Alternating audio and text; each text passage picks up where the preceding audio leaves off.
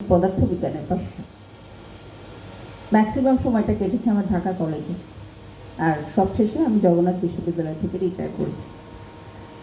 তো যেটা বলতে চাচ্ছি, জেনারেল আমি কথাটা বললাম, সেটা হচ্ছে যে আমি আমার ছাত্রী জীবনে এবং প্রফেশনাল জীবনে বরাবর ভেবেছি যে বিজ্ঞানকে আমি শুধু ভালোই বাসতাম না, আমি বিজ্ঞানের রীতিমতো সাধক ছিলাম। আমি অন্য দিকগুলো কম বুঝতাম।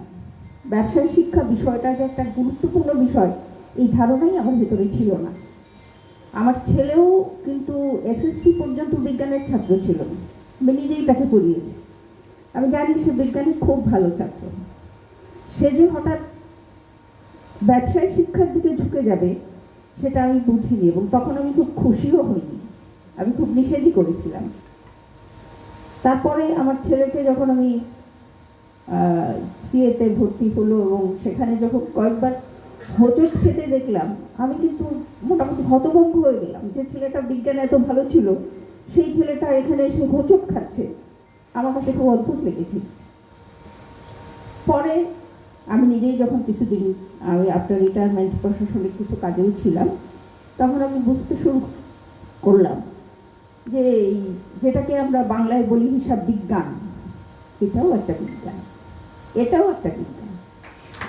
এবং আমি লক্ষ্য করলাম যে এই বিজ্ঞানের জ্ঞানের অভাবের কারণে প্রতিটি প্রতিষ্ঠান কত বড় বিপদের মুখোমুখি হয় এবং কত বড় দুর্নীতির সম্ভাবনা সেখানে সৃষ্টি হয়ে যায়।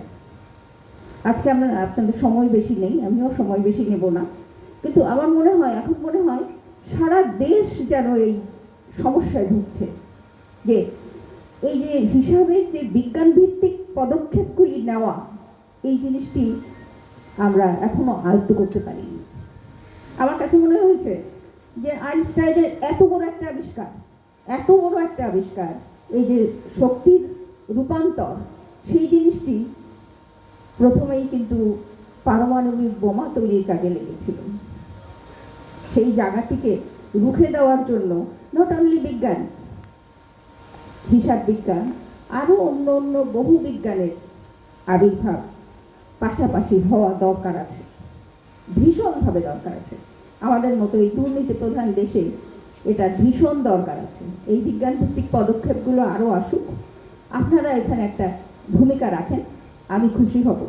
আমরা তো শেষের দিকে চলে এসেছি, সারা পথ বলতে গেলে জীবন শেষ করে এসেছি। আমার ছেলে কোয়ালিফাই করেছে, আমি তাকে বলবো, এবং আপনাদের সবাইকে, নতুন যারা কোয়ালিফাই করলেন তাদের সবাইকে আমার ধন্যবাদ, এবং সবাইকে বলবো যে আসেন দেশটাকে বাঁচাবার জন্যে আপনারা একটা চমৎকার পদক্ষেপ নেন। সবাইকে ধন্যবাদ।